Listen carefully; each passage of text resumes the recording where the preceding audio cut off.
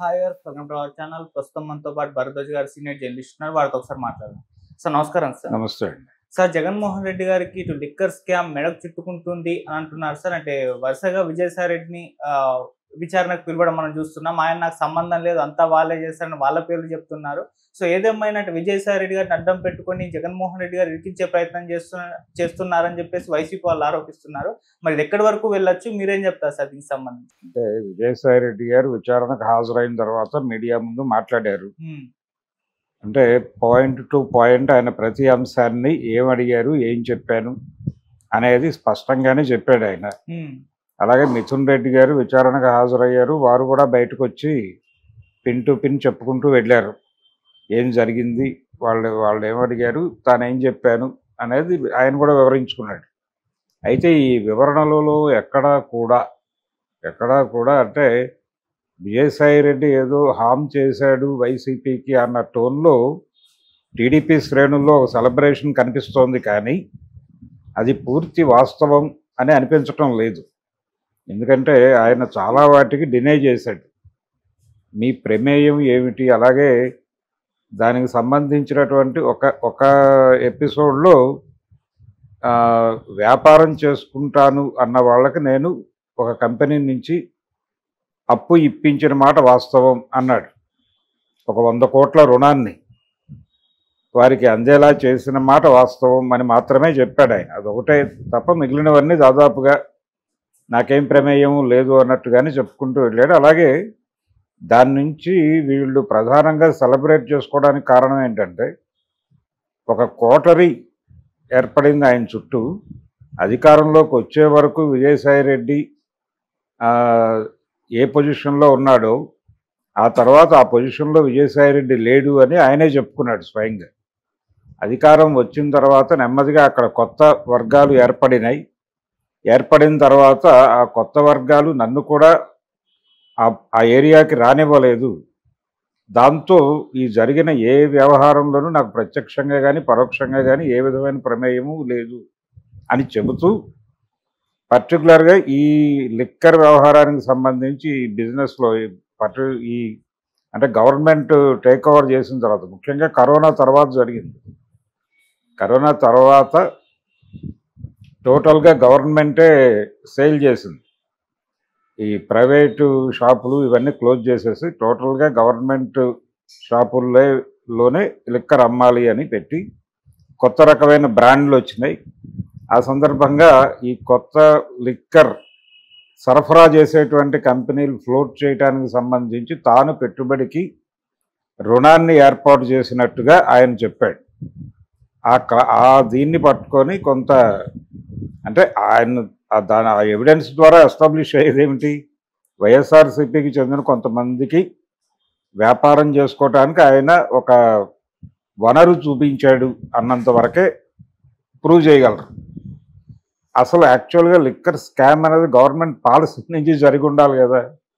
వీళ్ళు సరఫరా చేసినటువంటి లిక్కర్ ధర ఏమిటి, అది ఏ రేటుకు కొన్నారు, అంటే గవర్నమెంట్ ఏ రేటుకి పర్చేజ్ చేసింది, ఏ రేటుకి అమ్మింది, దానికి సంబంధించిన ఏరియాలో ఎక్కడైనా తప్పు జరిగితే దాన్ని కుంభకోణం అంటారు, లేకపోతే మరొకటి అంటారు. అలాగే గతంలో జరిగినటువంటి డీల్స్కి భిన్నంగా ఏమైనా జరిగిందా, అంటే నేరుగా ప్రభుత్వం ప్రొక్యూర్ చేసి ప్రభుత్వమే అమ్మకం కూడా నిర్వహించినటువంటి ఒక సందర్భం అది. దాని నుంచి ఇప్పుడు లిక్కర్ పాలసీ మార్చి షాప్స్ ఇచ్చారు. గతంలో ఉన్నటువంటి షాప్స్ కొత్త హంగులతో తయారైనవి. గతంలో రేషన్ షాపుల్లా ఉండేవి ఏది జగన్మోహన్ రెడ్డి గారి రాజ్యంలో. పర్టికులర్గా కరోనా తర్వాత దాదాపుగా రేషన్ షాపుల లాంటి దుకాణాల్లో లిక్కర్ అమ్మేవాడు. అది ఆహ్లాదంగా అనిపించేది కాదు కొనుక్కునే వాళ్ళకు కూడా. ఇప్పుడు ఆహ్లాదకరమైన వాతావరణంలో షాపుల డిజైనింగ్ మారింది. అది కనిపిస్తుంది, విజువల్గానే ఉంది ఎక్కడికి వెళ్ళినా. అలాంటిది ఈ పాలసీకి, అంటే చంద్రబాబు నాయుడు గారి రోజుల్లో ఉన్న పాలసీకి జగన్మోహన్ రెడ్డి అధికారంలోకి వచ్చిన తర్వాత పాలసీకి తేడా ఉన్నమాట వాస్తవం. అయితే నేరుగా గవర్నమెంటే నిర్వహణ చేయటము, అలాగే తక్కువ ఉందా అనేది ఒకటి ప్రూవ్ చేయగలగాలి. తర్వాత ఈ ధరలకు సంబంధించి ఇతర ప్రాంతాలకు సరఫరా అవుతున్న ధరలకి ఆ టైంలో అక్కడ సరఫరా అయినటువంటి మద్యం ధరలకి మధ్య వ్యత్యాసం ఏమైనా ఉందా, ఆ తర్వాత వీళ్ళ అమ్మకాల రేట్లు పెంచి అమ్మారు అనేది ఒకటి ఆరోపణ ఉంది. అయితే రేట్లు పెంచడానికి సంబంధించి ఆయనే అడ్మిట్ చేశాడు జగన్మోహన్ రెడ్డి. ఆయన అడ్మిట్ చేసి చెప్పిన మాట ఏంటంటే, నేను రేట్లు పెంచుతున్నాను వాంటెడ్గానే. ఈ రేట్లు ఎందుకు పెంచుతున్నాను అంటే, ఈ రేటు పెరగటం వలన చాలామంది తాగుడు మానేస్తారు అనేటువంటి నమ్మకంతో చేస్తున్నాను అన్నాడు. అది ప్రాపర్ రీజనా కాదా అనేది ఒక చర్చనీయాంశమే. ధర పెంచినంత మాత్రాన వ్యసనం ఉన్నవాడు అది మానుకుంటాడు అనుకోవడం తప్పు. ఆ టైంలో ప్రధానమైన విమర్శ ఏమొచ్చిందంటే జగన్మోహన్ రెడ్డి మీద, ఈ సంక్షేమ పథకాల తాలూకా డబ్బులు ముడుతున్నటువంటి వాళ్ళందరూ ఆ డబ్బులు టోటల్గా తీసుకొచ్చి లిక్కర్ షాపుల దగ్గర పెట్టి లిక్కర్ కొనుగోలు చేసుకుని వెళ్ళేవారు. అలా ఇచ్చిన డబ్బులు వెనక్కి తీసుకోవడానికే ఈ మద్యం ధరలు పెంచాడు ఈయన అనేది ప్రధానమైన ఆరోపణ. దానిలో నిజానిజాలు ఎంత అనేది ఒకటి చూడాలి. ప్రభుత్వానికి ఆదాయ వనరుగా మారింది, అది నేరుగా ప్రభుత్వానికి ఆదాయ వనరుగా మారిందా, లేకపోతే ఈ మళ్లింపులో ఎక్కడైనా నిధులు దారి మళ్ళాయా? ఈ అంటే ఈ గవర్నమెంట్ డిపోలు, ఈ డిపోల నిర్వహణ కూడా వారు కొంతమంది కేటాయింపులు జరిపారు. ఆ కేటాయింపుల్లో ఏవైనా అవకతవకలు జరిగాయి, దీని మీద ప్రధానంగా జరగాలి. ఈ టైంలో ఏది క్లారిటీ రాదు. ఇది అయిపోయిన తర్వాత నెక్స్ట్ వాళ్ళు లెక్కల్లోకి వెళ్తారు, బుక్స్లోకి పెడతారు. బుక్స్లోకి వెళ్ళిన తర్వాత మాత్రమే అసలు వాస్తవాలు ఏంటనేది బయటకు వస్తాయి. ఇప్పుడు వీళ్ళ స్టేట్మెంట్లు రికార్డ్ చేసుకుంటున్నారు. వాళ్ళ దగ్గర ఉన్న సమాచారం ఆధారంగా వీళ్ళని క్వశ్చన్ చేసి వీళ్ళ దగ్గర నుంచి సమాచారం రాబట్టి కేవలం స్టేట్మెంట్లు రికార్డ్ చేసుకోవడం మాత్రమే జరుగుతోంది. ఈ స్టేట్మెంట్లు రికార్డ్ చేసుకోవటం దశలో అందరూ వారు అడిగారు, మేము డినై చేశాం, ఇదే చెప్తారు. అలాగే విజయసాయి రెడ్డి ప్రకటన నుంచి లిక్కర్ స్కామ్ ఏదో జగన్ మేరకు చుట్టుకుంటుంది అని సంబరాలు పడాల్సినటువంటి అవసరం కూడా లేదు.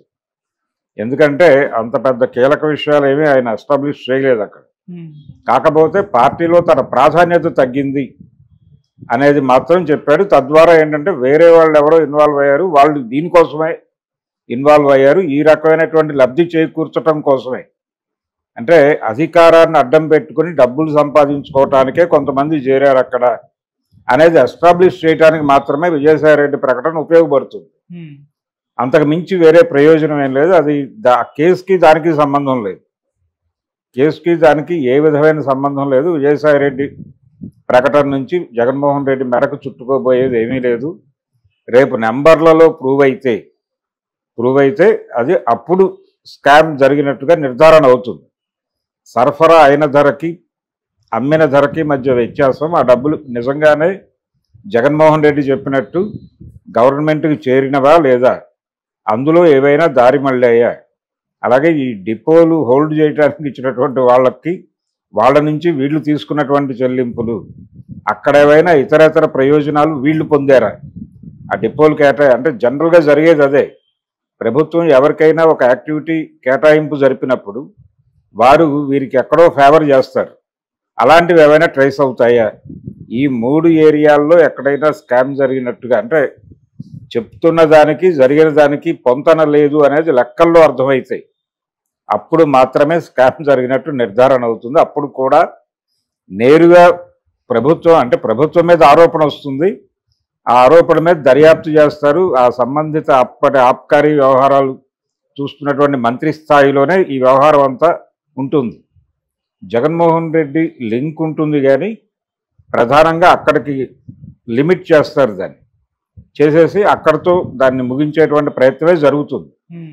అది ఎలాగూ రేపు ఇంకా ఉంది, టైం ఉంది, దీనికి ఇప్పట్లో తేలే వ్యవహారం కాదు ఇది. ఓకే, అంటే గతంలో కూడా చాలా ప్రభుత్వాల మీద ఇలాంటి నివేదికలు సమర్పించమని, ఈవెన్ లాలూ ప్రసాద్ యాదవ్ మీద పశుదానా కుంభకోణం ప్రూవ్ అవడానికి ఎన్ని సంవత్సరాలు పట్టిందో మనం చూసాం.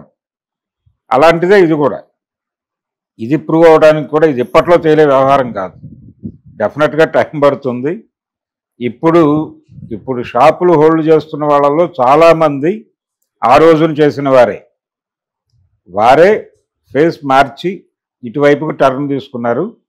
ఇవి కాకుండా కొత్త షాపులు చాలా వచ్చాయి.